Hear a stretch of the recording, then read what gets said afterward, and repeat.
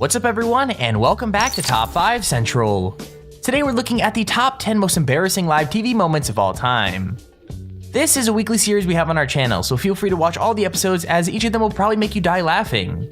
With that said, if we can get 5,000 likes on this video, I'll continue making this a weekly series. Anyways, with that said, let's get right into the video. Number 10. Getting interrupted while you're working is always annoying, but depending on the job, it can be massively embarrassing too. This correspondent during a BBC News broadcast was talking about tension between North and South Korea, but soon the focus was brought to his home life. First, his toddler wandered into the shot, then a baby, then finally a mom came to drag them all away. If that wasn't awkward enough, he made it only worse by responding in such an embarrassing way, basically by pushing his kids behind him and keeping a crazily straight face. Let me know in the comments below, what would you do if you were him? Scandals happen all the time. The question is, how do democracies respond to those scandals? And what will it mean for the wider region? I think one of your children has just walked in. I mean, shifting sands in the region. Do you think relations with the North may change? I would be surprised if they do. Pardon me. My apologies. What's this going to mean for the region? My apologies. North Korea, South Korea's policy choices on North Korea have been severely limited in the last. Number 9. With live television, it's a known fact that pretty much anything could go wrong, so why you'd ever want to try something risky is beyond me. This segment should have been simple, with the host celebrating Cheese Doodle Day by cooking some in a pan, but when she attempted a simple flip, they went everywhere. Not only did she start a fire, but it kept coming back each time she stamped it out, and even caused her to screw up and swear live on TV. I mean, if that's how she deals with such a simple recipe, it might be best to avoid cooking segments in the future. Nu pinnen kanske kommer. Vänta. Är det klart? Ja, några. Den där kan du ta. Den. Provsmak. Ja, det går fort. Det går fortare. Kasta upp då så här. Jaha, så här. Jag skojar. Nej, men gud. Nej, fan. Jag ber om ursäkt. Det här var inte planerat. Usch, vad. Du skulle inte sagt sådär. Du kommer nog brandlarmet kommer ju börja gå. Ja. Nej, men gud. Det här är ju farligt. Så, nu brinner ingenstans. Nej,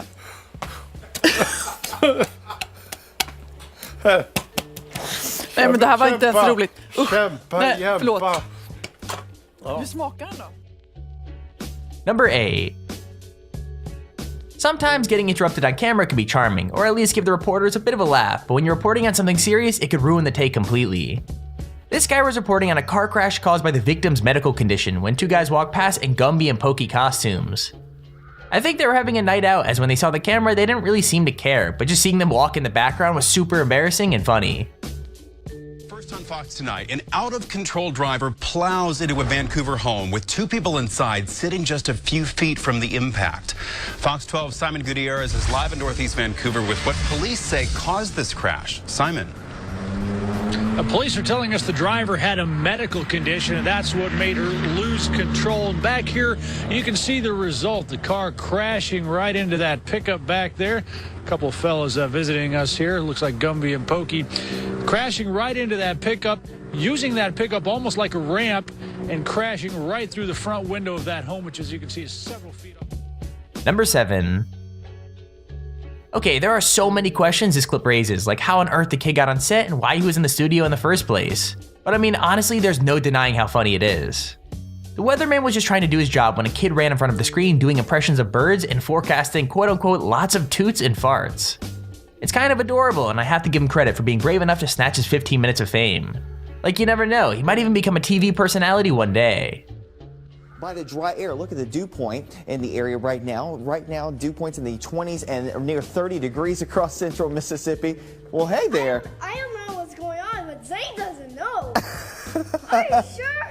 Are you crazy sure? Well, we've got a little bit of interesting things going on right now. Take a look at what's going on right now. You want to point out the weather right now? Yeah, there were farts everywhere and toots. It's crazy. Take a live look from our Alpha Insurance Skycam right now. We've got cloudy skies. Number 6. It wouldn't be a TV fail compilation without at least one clip of a news reporter screwing up their words and changing the meaning of the story completely. This clip should have been a fairly boring story about the price of central heating, but changing just one word made the report a lot more exciting. According to her, we should all be on the lookout for people trying to jack off the price of heating our homes. So yeah, thankfully the anchor recovered pretty quickly, but now her mistake is on the internet for literally anyone to see, and I gotta say, it's pretty awkward.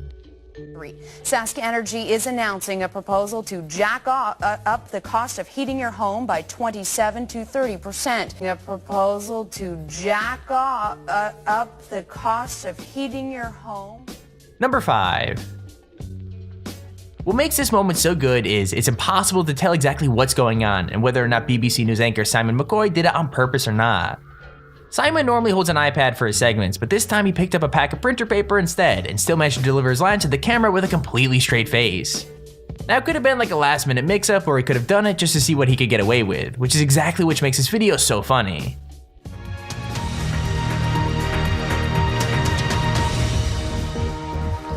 Good morning and welcome to BBC News. Plans for privately run drunk tanks to tackle alcohol-fueled disorder have been backed by police chiefs. Under the proposals, drunk troublemakers will be taken to cells run by private firms and have to pay for it once they've sobered up. The Association of Chief Police Officers says problem drinking is on the increase and action is needed to deal with it. But the police... Number 4. Sometimes it's impossible to know what a sentence is going to sound like until you say it out loud, and that can make even the most innocent news broadcasts go south pretty quickly. Host Karl Stefanovic has become kind of famous for losing it on camera, so when his co-host said the words "pussy get out my pants" in response to a cute cat video, there was no way he was going to keep it together. With that said, him turning bright red all the way through the next segment is pretty hilarious, especially since his co-hosts are trying so hard to be professional. Yeah, now there are a lot of animals out there today celebrating the fact that it's Friday. These little babies are so overwhelmed that they've started wearing your clothes. That's cute.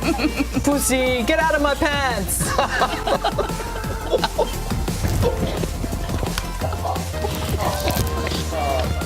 You're on your own, girlfriend.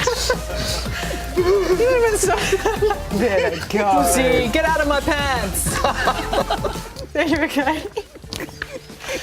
Coming up, the obesity warning to parents. We're going to speak to Australia's top doctor, Lisa. And Deb, we meet the family desperately trying to bring their pooch back to Australia. Number 3. It's so easy to make a mistake and say the wrong thing on camera, but this reporter's co-host did not seem impressed. When Julie Pierce attempted to elaborate on a story about a freighter that had bottomed out, she somehow managed to say shitter instead of ship, which made her break down into giggles. Unfortunately, the faces of those back in the studio made it really clear they didn't find it funny, so I dread to think what they said once the cameras were safely turned off. Starts now. Good evening, I'm Michelle Lee. A 1,000-footer lake freighter has bottomed out. The bulk freighter was on its way to its winter berth located on the Superior side of the Duluth Harbor. Julie Pierce is on the scene and she's here now with details. Julie? Good evening, Michelle. This ship is one of those 1,000-foot shitters that ships that you often will see out in the harbor during the summertime and during the shipping season. It was built over 3 years ago and belongs to the American Steamship. Ship is one of those 1,000-foot shitters that ships that... Number 2. It seems like all the most embarrassing moments happen on breakfast television, probably because the hosts are either still tired or wired on caffeine. Jessica was reporting on a story to do with cosplay, but decided to throw in a little joke as she sent things back to the studio. For whatever reason, the two hosts found it absolutely hilarious and could hardly get through introducing their next segment before losing it completely. We'll be right back. Richard, Camille, take it away. Camille, I feel like you would look very good in this. I really think you could pull it off.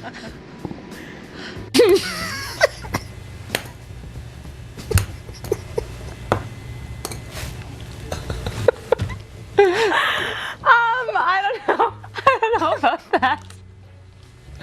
Oh boy.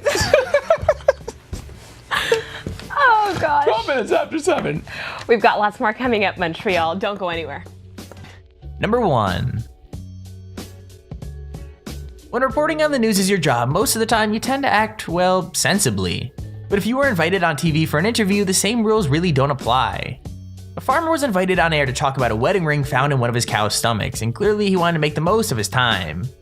He managed to get in a really clever joke about what the cow must have done to the poor husband, and the anchor just couldn't handle it. In fact, the farmer even tried to backtrack and realized he probably shouldn't have said that on live TV, but fortunately for us, the damage was already done and it was hilarious. Yeah. What about so this guy went home presumably and told his wife, listen, I was at the cow farm today and I lost my wedding ring because a cow sucked it off. That's right. Or maybe his wife was asking what else the cow was sucking off. Maybe I shouldn't have said that on telly. I'm glad you said it, brother, and not me. Hey.